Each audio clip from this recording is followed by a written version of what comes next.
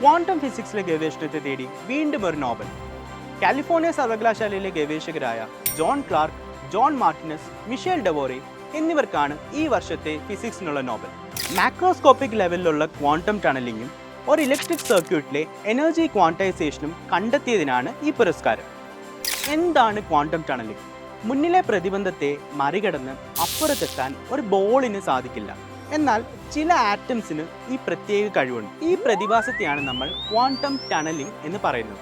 1984നും 85നും ഇടയിൽ നടത്തിയ പരീക്ഷണങ്ങളിലൂടെയാണ് കയ്യിൽ ഒതുങ്ങുന്ന ഇലക്ട്രിക് സർക്യൂട്ടിലൂടെ വരെ ക്വാണ്ടം ടണലിങ്ങും എനർജി ക്വാണ്ടൈസേഷനും സാധ്യമാകുമെന്ന് ക്ലാർക്കിനും സംഘത്തിനും കണ്ടെത്താനായത്.